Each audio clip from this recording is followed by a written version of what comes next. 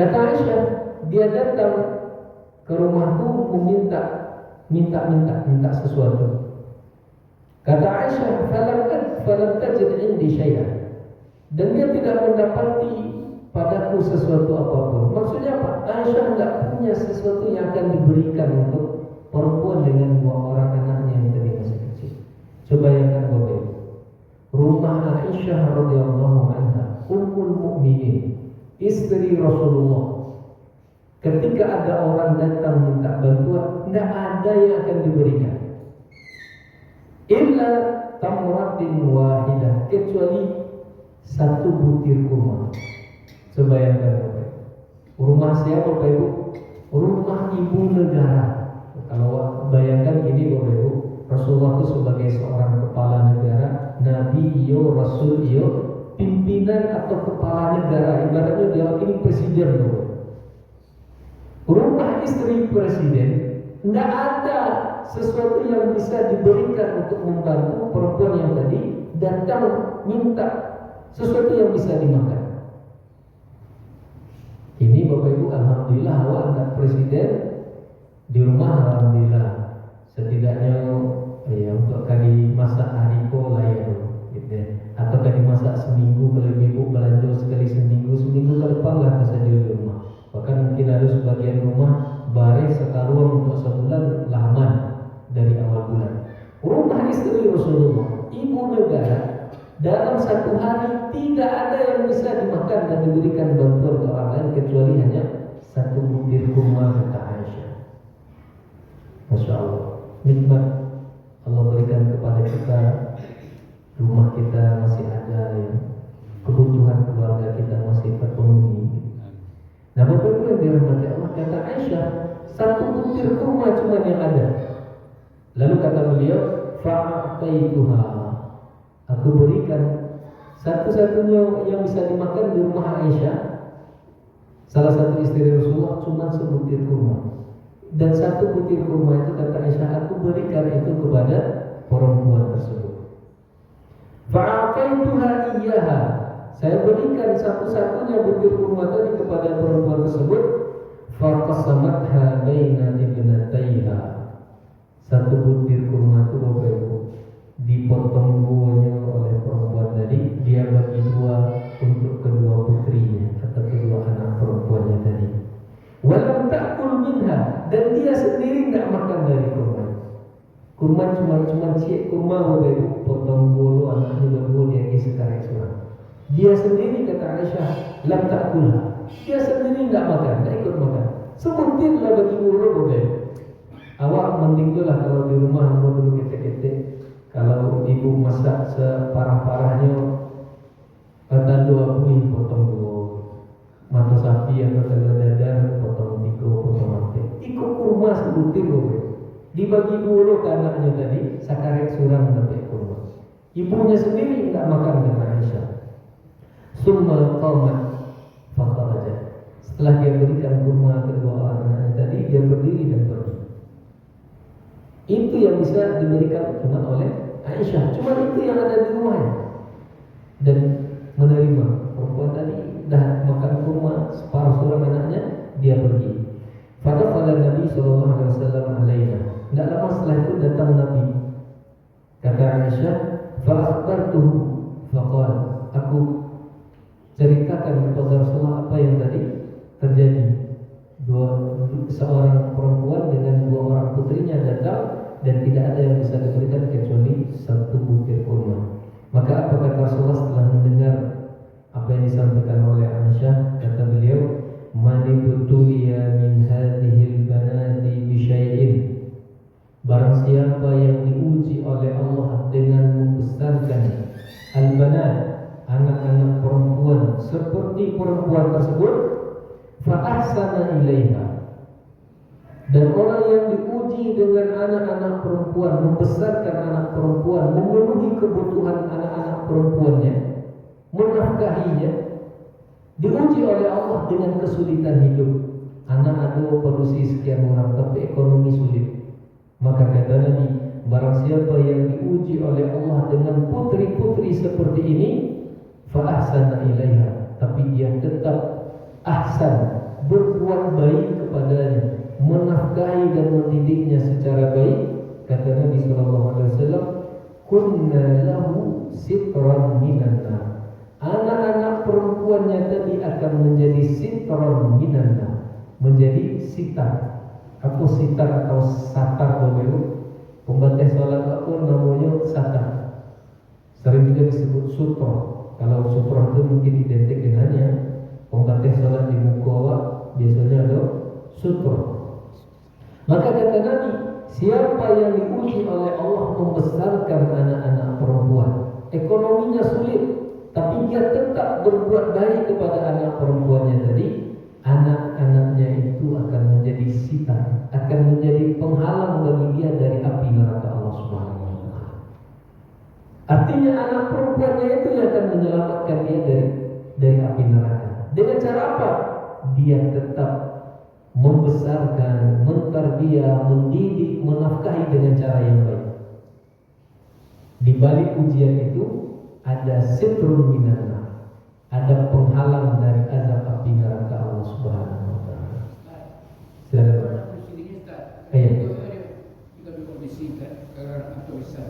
Hindu aja. Iya, masya Allah.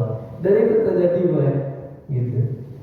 Jadi, naudzubillah, kalau ada seorang anak tidak menyadari bahwa perjuangan ibunya itu yang susah payah tadi itu tetap ahsana ilaiha, orang tuanya tetap berbuat baik, dia balik membalas air susu dengan tuba. Bapak Ibu yang dirahmati Allah, durhaka anak ketika dia anak perempuan lalu ibunya di usia tuanya dia perlakukan dengan cara yang tidak baik. Padahal bisa jadi sejak kecil ibunya ahsana ilaiha, sudah berbuat baik mulai dari mengandung, melahirkan, menyusuinya, membesarkannya, memberikan kebutuhan makan minumnya, pakaiannya. Padahal mungkin hidupnya susah seorang ibu tersebut. Yang terjadi kini apa Bapak Ibu seperti yang sampaikan Pak tadi, dibalik inyoro yang menuntut ibunya sudah itu, ya Pak. Itu kasus Masya Allah. Bukan birrul walidain, tapi uququl walidain, gitu. Anak tadi durhaka kepada kedua orang tuanya. Bapak Ibu yang dirahmati Allah, bagaimana kalau kemudian anaknya durhaka kepada kedua orang tuanya? Bisakah anak tadi menjadi sitrun minan nar, menjadi penghambat atau pembatas dari api neraka? Bapak Ibu yang dirahmati Allah, kalau melihat hadis Nabi ini yang dijadikan sebagai wasilah dapat penghambat, pembatas dari api neraka itu bukan kesolehan atau tidak solehnya anak yang tadi, tapi bagaimana ihsannya orang tua dalam membesarkan dan merawat serta mendidik anak. Balasan anak kepada orang tuanya, kepada ibunya, khususnya itu urusan dia dengan Allah Subhanahu wa taala. Ibunya yang sudah ihsan kepada, sudah berbuat baik kepada anaknya, tapi tidak dibalas dengan ihsan oleh anaknya, ibunya tetap dapat apa yang dijanjikan oleh Rasulullah SAW. Dia tetap dapat sitrun minan nar, jadi penghalang dari api neraka Allah Subhanahu wa taala, karena dia membesarkan anak-anaknya dan berbuat ihsan kepadanya. Kata Imam Nawawi, ditambahkan oleh Imam Qurtubi, yufidu hadzal hadis ini tentang Aisyah yang tadi menceritakan seorang perempuan yang datang dengan dua orang putrinya tadi. Yufidu hadzal hadis bi umumihi. Imam Qurtubi memahami hadis ini umum.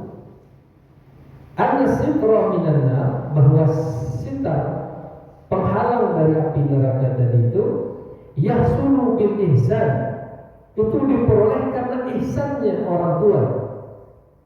Ila wahidatin minal badan, ihsannya orang tua bahkan kepada satu orang putri saja. Jadi bersifat umum, karena di hadis ini Nabi tidak mengatakan dua orang anak, tiga orang anak dan seterusnya. Imam Qurtubi mengatakan bahwa yang dipahami dari hadis ini berlaku umum. Bahkan sekalipun membesarkan cuma satu orang anak perempuan, Maka itu tetap menjadi ihsannya orang tua kepada anaknya tadi, itu menjadi dia wasilah dapat situr minan, penghalang dari api neraka Allah. Fa idza ala ziyadatin ala wahidah, jika dia membesarkan lebih dari satu orang anak perempuan, fayahsulu lahu ziyadatun ala sitrin, maka dia dapat keistimewaan tambahan selain sitr atau penghalang dari api neraka. Apa itu? As-sabqu ma'an Nabi sallallahu alaihi wasallam ila jannah. Lebih dulu masuk surga bersama Rasulullah sallallahu alaihi wasallam. Cie saja kata Imam Qurtubi dapat keutamaan penghalang dari api neraka Allah. Kalau lebih 2, 3 sampai 5, bahkan Bapak Ibu yang dirahmati Allah, ada orang yang punya anak 4, 5 orang, kelima-limanya perempuan. Kata Imam Qurtubi, kalau lebih lagi, maka tambah lagi keistimewaannya. Selain dapat penghalang dari api neraka Allah, kata beliau dapat as-sabaqu ma'an Nabi sallallahu alaihi wasallam ila jannah, kama fil hadis as-sabiq.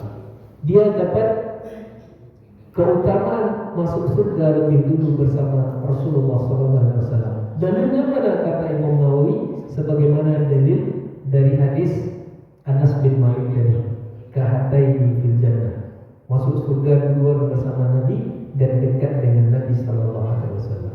Masyaallah.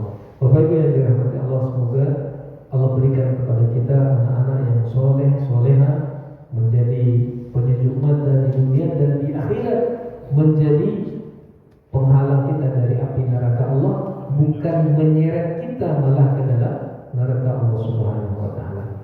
Itu hadis kedua. Hadis berikutnya Bapak Ibu yang dirahmati Allah, masih seputar keluarga juga.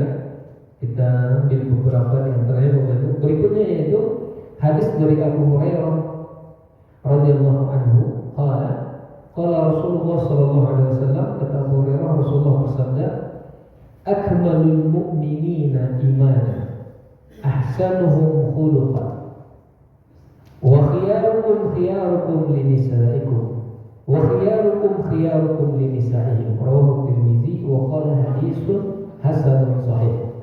Kalau tadi yang dua pertama tentang anak, Bapak Ibu, kali ini tentang istri, suami terhadap istri. Kata Nabi, akmalul mu'minina imanan, mukmin yang paling sempurna imannya. Berarti hadis ini Bapak Ibu isyarat juga bahwa iman kita itu bertingkat-tingkat, berbeda-beda tingkatnya atau kekuatan iman kita itu.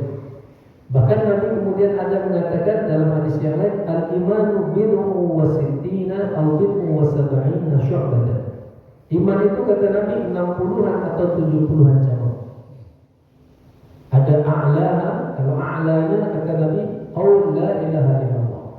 Adnaha, iman yang paling rendah itu imatatul adza 'anil tariq, membuang duri dari jalan. Nah, ada lagi orang yang dia beriman mukmin tapi akmalul mu'minina imanan, mukmin yang imannya paling kamil, paling sempurna. Berarti ada orang yang imannya tidak sempurna, ada, tapi dia tetap mukmin. Nah, siapa mukmin yang paling sempurna imannya? Kata Nabi sallallahu alaihi wasallam, ahsanuhum khuluqan, adalah mukmin yang paling bagus akhlaknya. Jadi keimanan seorang mukmin itu tidak hanya keyakinan dalam hati, tidak hanya ibadah dia dengan Allah Subhanahu wa taala, tapi akhlak dan tingkah lakunya terhadap sesama manusia itu juga menyebabkan keimanannya menjadi sempurna. Itu penyempurna iman seseorang. Semakin bagus akhlaknya kata Nabi, semakin sempurna iman seseorang. Maka siapa yang ingin keimanannya sempurna, perbagus akhlaknya. Itu pesan yang tersirat tentunya dalam hadis ini. Karena Nabi sudah tegaskan, mukmin yang paling sempurna imannya adalah yang paling bagus akhlaknya. Jadi Bapak Ibu yang dirahmati Allah, secara zahir kalau kita mau tahu kira-kira di antara orang-orang beriman ini, orang yang imannya bagus, imannya mendekati sempurna, lihat saja akhlaknya. Orang-orang yang akhlaknya itu santun, sopan, menanamkan nilai-nilai ihsan dalam Islam, akhlaknya akhlak Islami, Bapak Ibu yang dirahmati Allah, itu gambaran iman dia yang ada dalam hati. Dan itu menunjukkan kesempurnaan iman. Lalu apa kaitannya dengan keluarga, dengan rumah tangga? Nabi kemudian mengatakan, wa khiyarukum khiyarukum linisa'ihim. Dan sebaik-baik kalian orang-orang beriman ini, kata Nabi, adalah khiyarukum linisa'ihim, adalah yang paling baik di antara kalian kepada istri-istrinya. Jadi orang semakin baik dia terhadap istrinya, muamalahnya, perlakuannya terhadap istrinya, maka semakin dia menjadi mukmin terbaik. Khiyarukum khiyarukum linisa'ihim. Sebaik-baik kalian adalah yang paling baik terhadap istrinya. Bahkan Nabi di hadis yang lain mengatakan, sebaik-baik kalian adalah yang paling baik terhadap keluarganya, dan saya adalah orang yang paling baik terhadap keluarga saya di antara kalian, kata Nabi. Jadi contohnya adalah Rasulullah sendiri. Gitu. Karena beliau yang akhlaknya dipuji langsung oleh Allah Subhanahu wa taala, yang paling sempurna iman dan akhlaknya. Kalau Aisyah menggambarkan kana khuluqul Quran. Rasulullah itu akhlaknya Al-Quran. Al-Quran berjalan. Apa akhlak terpuji yang ada dalam Al-Quran? Rasulullah gambarannya. Rasulullah prototipnya, contohnya. Lalu bagaimana Rasulullah di keluarga juga? Rasulullah memberikan contoh teladan. Bahkan beliau kata Aisyah, kana Nabi sallallahu alaihi wasallam fi khidmati ahli.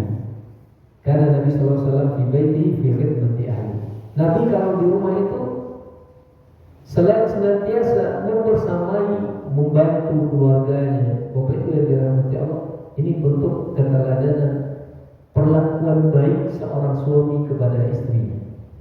Maka Nabi jadikan sebagai standar mukmin terbaik adalah mukmin yang perlakuannya terhadap istrinya itu semakin baik.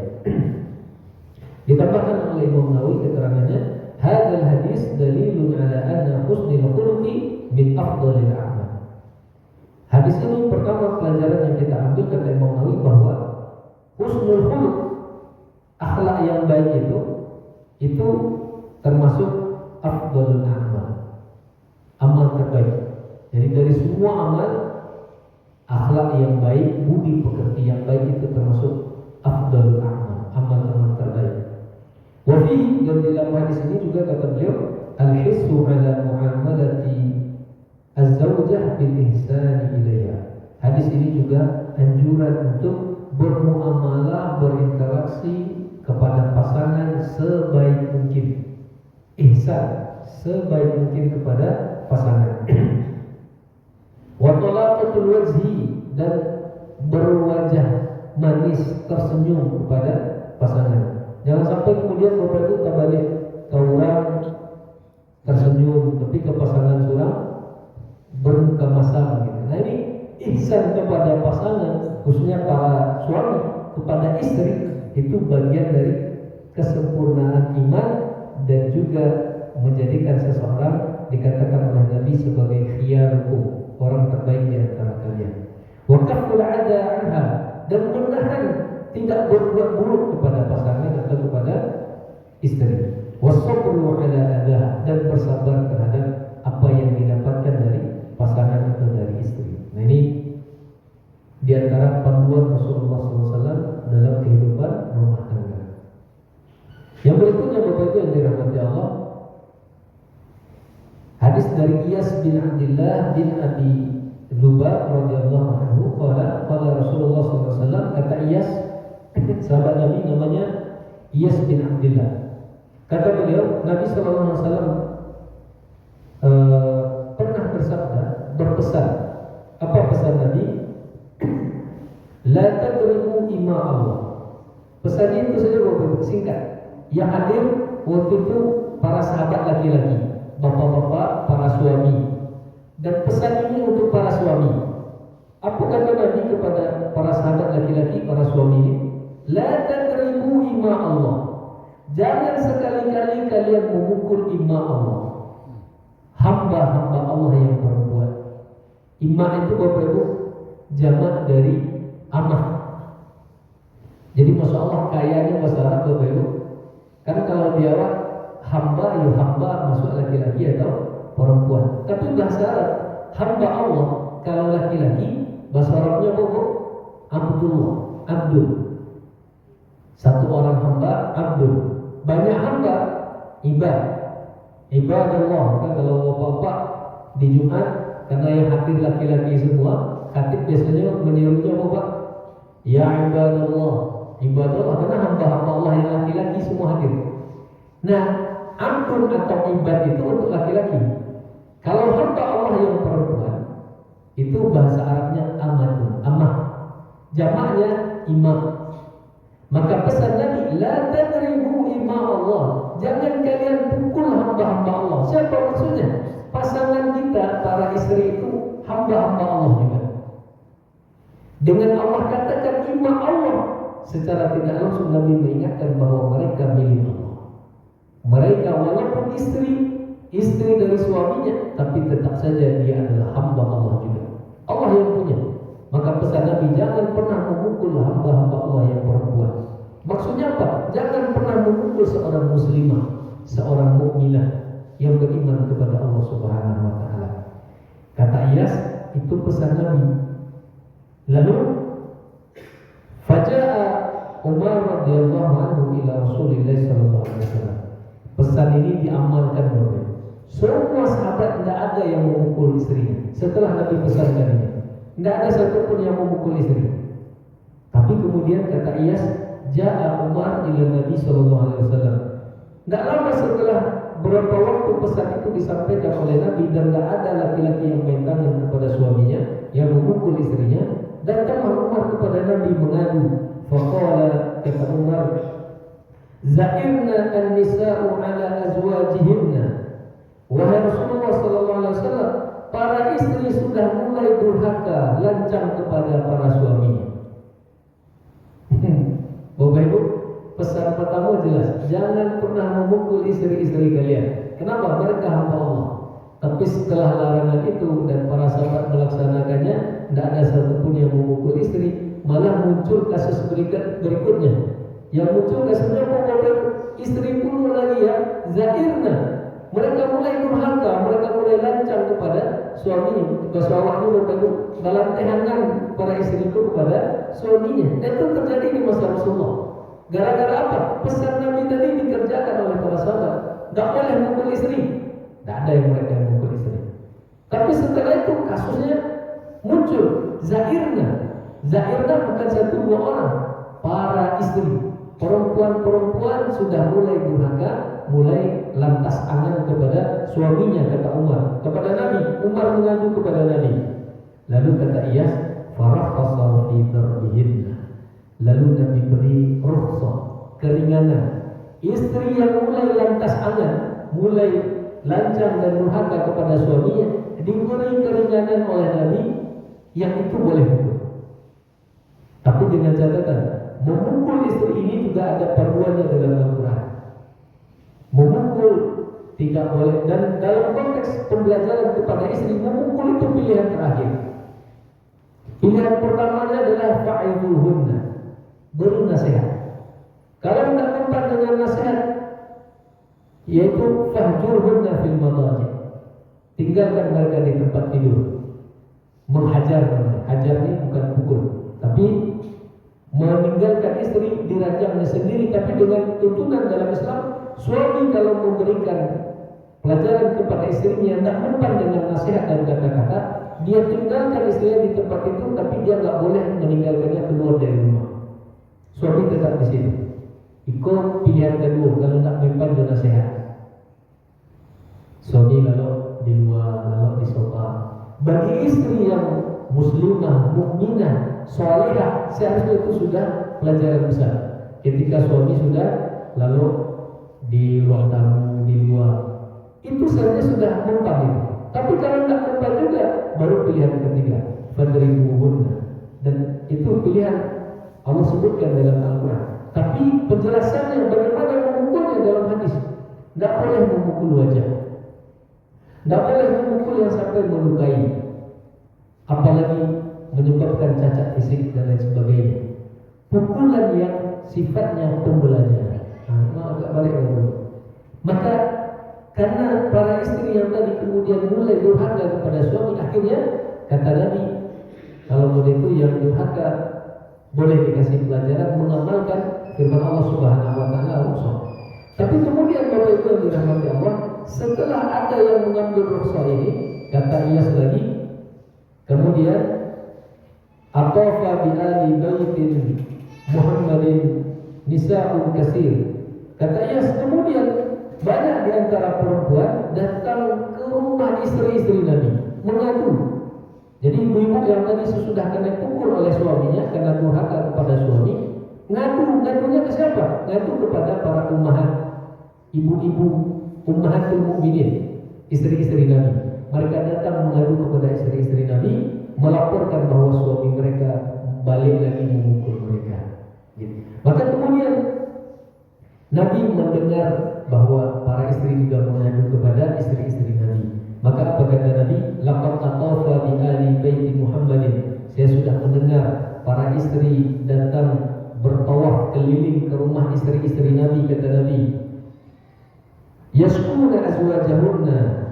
Mereka mengadukan suami-suami mereka yang memukul mereka. Bapak Ibu yang dirahmati Allah, ujungnya ini yang Nabi katakan, ulaika laisa ulaika bikhiyarikum. Pesannya tadi yang pertama jelas, jangan memukul istri. Yang kedua, kalau kemudian muncul masalah istri durhaka kepada suami, boleh mukul dengan catatan tidak keluar dari panduan syariat. Tidak boleh mukul yang menyakiti. Kalau kemudian juga ada suami yang memukul istrinya, tetap saja berbebuk. Nabi garis bawah ini ujung, laisa ulaikum bikhiyarikum.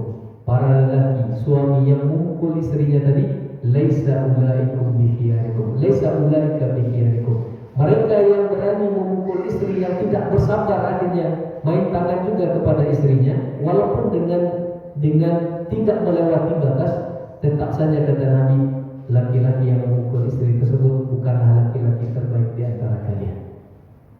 Jadi memang ada keringanan, ada rukhsah, tapi tetap kaedahnya adalah khiyarukum li ahli, khiyarukum li nisa'i. Sebaik-baik kalian adalah yang paling baik perlakuannya terhadap istrinya. Demikian Bapak Ibu yang dirahmati Allah, semoga Allah berikan kepada kita keluarga yang senantiasa sama-sama membantu kita semakin dekat dengan Allah Subhanahu wa taala. Allah jadikan keluarga kita keluarga sakinah, mawaddah, warahmah dengan anak kita. Allah kumpulkan kita di dunia dalam satu keluarga. Semoga nanti Allah pertemukan dan kumpulkan kita lagi sekeluarga di dalam surga. Amin ya rabbal alamin. Demikian Bapak Ibu, banyak maaf bila taufik hidayah. Wassalamualaikum warahmatullahi wabarakatuh. Waalaikumsalam warahmatullahi wabarakatuh. Tadi ceramah Ustaz Evan Johar tentang rumah tangga yang sakinah. Mantap bro.